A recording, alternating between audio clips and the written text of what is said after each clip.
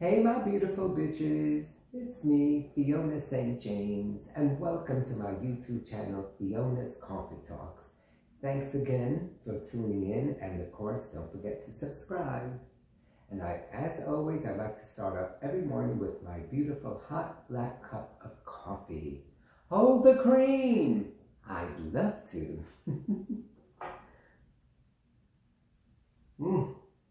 Coffee with Kahlua, of course, to kickstart your day. In my favorite coffee mug, with my favorite quote of all times by Oscar Wilde, life is too important to be taken seriously. So lighten up, people. Life can't be that bad. Get your pinched look off your face and smile a little. Good for the soul. Anyway, so today's topic is female impersonating, or being a drag queen, whatever you want to call it. Let me give you a little bit of my history with it. I've been doing female impersonating since 1988, so it's been a minute, about 32 years to be exact. And I don't know what actually was the reasoning behind my doing it. I mean, I do. I shouldn't say I don't know. I've been going to Fire Island for many years, and I'd seen all of these drag queens that I thought were amazing. And coming from a theatrical dance background, and I've been doing community theater, and I was a dance major in college, I knew, okay, well, I like wearing makeup, and, so doing drag was just going to be a further extension of that. So what really solidified it for me was there was a play, an off-Broadway play at the Provincetown Playhouse by the name of Vampire Lesbians of Sodom, starring Charles Bush. And he played the main character named Fauna Alexander. And I remember watching him as a her, and thinking, oh my God, that character is crazy and funny and amazing. And I saw a lot of myself in that character. And I remember that was on a Wednesday, and that Saturday they were having Miss Ice Palace 1988. So I decided on a whim, I'm gonna do this. So I borrowed a wig from a friend, borrowed a dress from a female friend from college. I was living in the Bronx at the time, got my first pair of Marilyn Monroe pumps at Tom McCann, of all places. Women's size 11, they happen to have my size. So I got that, and I wanted to use the name Fauna, which was, a little weird to even roll off the tongue. And one of the queens that I met that weekend, Delphina, hey girl, who does Bette Midler, she's amazing. I was saying, yeah, the name Fauna, but I was sort of like, and she said, Fauna, why don't you do Fiona? And I was like, oh my God, that's so brilliant, because it's such a white girl name. It's like Irish or Scottish, and I'm still not that. So that's why I decided to become that individual.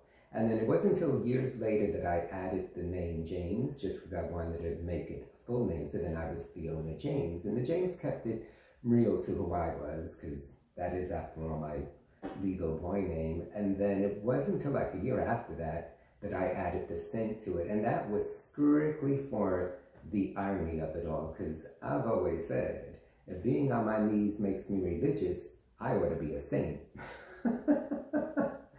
So Fiona St. James, it took years, but for many years I was just simply Fiona. So, like I said before, I wasn't even thinking about doing it, but I competed in Miss Ice Palace. I didn't win, of course, but I just had such an amazing time doing it, and had my first paid professional booking within a week.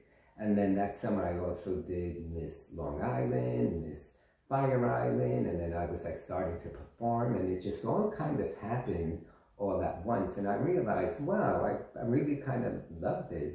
It enabled me to put my performing talent to use, and I always had everything staged, I would choreograph things. For many years, I had two male backup dancers. I immediately, a few years into it, realized I should start doing a character, impersonate someone. So then I started doing Marilyn Monroe. Could you imagine Spanish queen like me doing Marilyn? Who knew?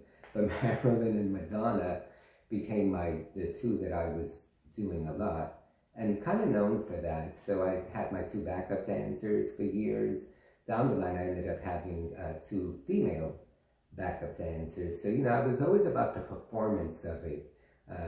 And also for me, it enabled me to encompass both the masculine and feminine side of me, because let's keep it real, an evolved human being has both masculine and feminine. So, to me, being able to embrace that part of me is wonderful. I feel like it makes me that much more complete a person.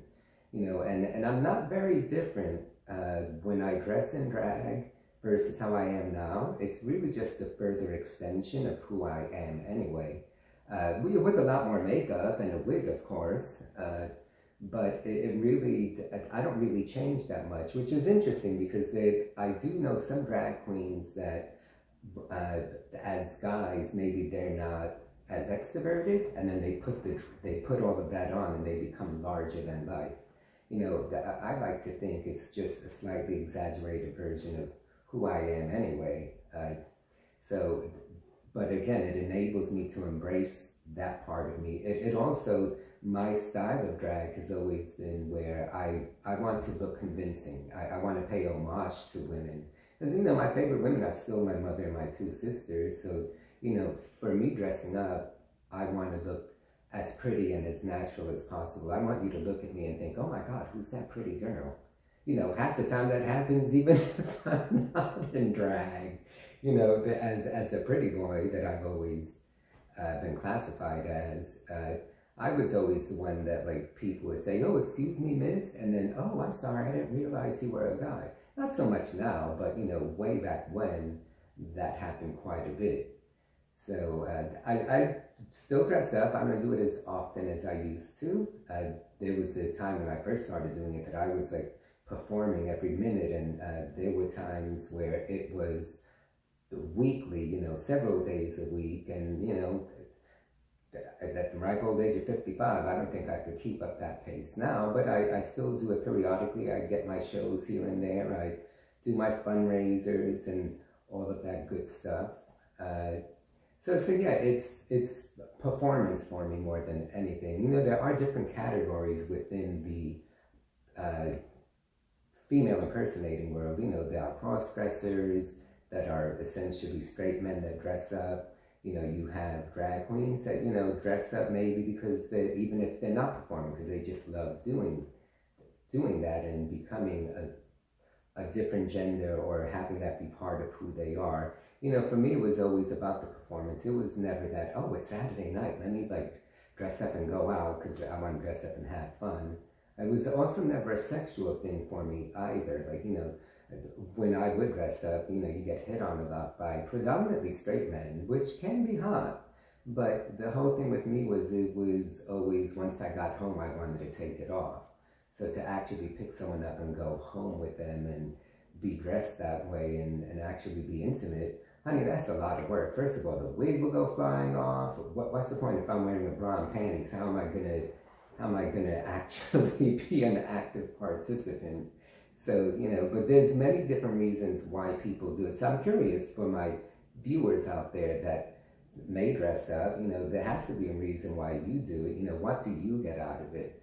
I know what I get out of it is just fulfillment of the performing, of embracing who I am, of feeling that, yeah, I'm that much more of a complete, evolved human being because I can embrace all of the different sides of who I am. And, plus it's fun, the artistry of putting the makeup on, of becoming someone else, as an actor. I love that a lot. So, I want to hear your comments. I want to hear what you have to say. Let's have a conversation about this. But in the meantime, I just wanted to let you guys know where I am with that and how much I love doing it and where my name came from. And, I do still introduce myself as Fiona St. on these videos, and it's funny because a lot of people, whether I'm dressed up or not, just always call me Fiona. Like, most people call me that over James. Half the people didn't even know that my name was James. It's always Fiona. So, honey, I've been called a lot worse. So I respond to virtually anything. So, again, I'm going to try to make these short and simple.